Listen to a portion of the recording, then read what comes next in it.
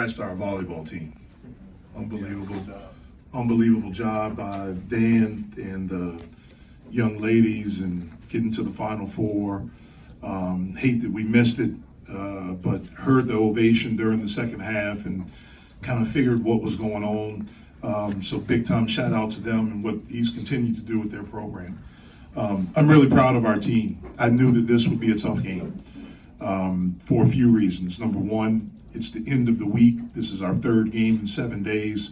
We haven't embarked on anything like this since we've been together. The second reason, you're coming off of an emotional win Wednesday night against West Virginia, against a rival. And then third, they're a good basketball team, especially offensively. And we started out a little bit flat, but that was them. It wasn't us, it was them. They made us start flat with their movement and their continuity. They were strong. They were really, really prepared. I think we were ready to play, but we just didn't have the same force to start the game and really throughout. We dug a hole. I think they got up 7, but we showed some grit, some perseverance, some toughness. We went to a zone, something that we've been working on in practice. We've maybe played a couple of possessions all year, but that stopped, that kind of negated their movement a little bit. And we were able to finally get some stops, string together some stops, and come down and continue to score. I thought we had great contributions from everyone. So really proud of my team. A tough victory. Blake, Canisius hit 7 3-pointers in the first half, and then you guys held them without a 3-pointer the first 14 minutes of the second. Was there a consistent message to change that in the second half? Yeah, we did a poor job defensively in the first half. A lot of the game, to be totally honest. So that's all that is. But your coach mentioned the zone. What do you feel like that added or gave you guys or changed from the second half? Yeah, like you said, it definitely slowed them down. I mean, it wasn't just the zone. It was us trying to just keep preaching more force. Just play more harder, play more aggressive, and the zone definitely helped us. And I guess the mind switch, to just stop the bleeding definitely helped. It was in our favor. Blake, as far as the Twins, it seemed like they brought a big presence to you guys, especially in the first half, keeping throwing offensively. How have they improved on the offensive floor for you guys? They improved like you would expect them to improve. They're just naturally talented. They're good. Basketball's in their blood, so they improved tremendously. Like, was Canisius running you off the three-point line a little bit tonight? Yeah, a lot of teams try to do that. So that's totally fine. We won, so it really doesn't matter how they guard it. Bub, saw a lot of time for Jalen in the first half with you guys out there, and it seemed like you guys were really in an offensive flow. What did that feel like with you guys both on the floor at the same time, moving the ball? It's definitely amazing because Jalen brings a lot offensively for our team. Creating his own shot and getting other people's shots. So, it's definitely a big bonus to have him on the court with us. Blake, I think they out-rebounded you guys by 3 or something in the first half. What were you able to do to battle back to make it even by the end of the game? Try. We had a hard time just mustering up some effort this whole game, really. But towards the end, we definitely got some effort. But that's just because it's kind of like when you got that assignment due at 12 and it's 11:45, and then you're like, oh, let's do it. You know what I mean? But that doesn't win games. So we got to make sure the time and the clock doesn't pressure us into playing hard. Was that part of also the turnover effort? First half, you guys had 6 turnovers, but the whole game. The whole game. Bub, Fetty had 1 assist, and he also had a pass out to Leggett, who kicked it for 3 in the corner from Jorge. He's passing the ball tonight pretty confidently off the roll. What does that add to the offense when he's doing more than just finishing lobs and he's looking around for his teammates? Man, it's amazing, especially just to have a fifth, almost skillfully minded guy out there.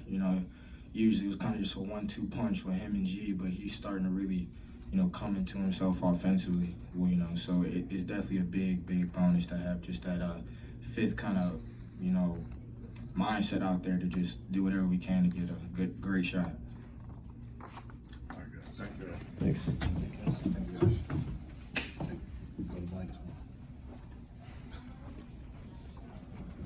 Jeff, what was your message to the team about defense coming out of the halftime and maybe even after that first time out when they got a couple baskets? Yeah, well, we had to play with more force.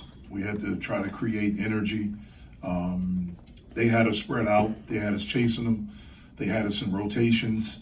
We didn't communicate well, and we just didn't play to the level that's necessary to be the type of team that we want to be. Again, part of it was that I thought we played tired. Part of it is that they really do a great job of executing and moving the basketball and playing with pace. But we were able to muster, the last 10 minutes or so and get back in the game and to get a lead and to make some plays. You went with Guillermo, and Will at halftime instead of Fetty and Zach. What went into that decision? Just guys were playing better. What's been going on with Fetty, in your opinion? It seems like he's been struggling of late to try to find any rhythm. Yeah, well, he was in foul trouble at West Virginia. Tonight, in the first half, he didn't play with the force necessary. Had some turnovers, didn't rebound, and he just didn't play well. I thought he did a much better job in the second half of playing with force. He made some good passes. He finished. He got an offensive rebound and kicked it back out. So, he just has to play better. It's pretty simple. He's got to play better. Kind of the same question about Zach. Then. I mean, what do you need to see? He's got to play better. He's got to play better. He's got to play all the time. Motor has to be revved up all the time. Will Jeffers has played a very strong last two games recently.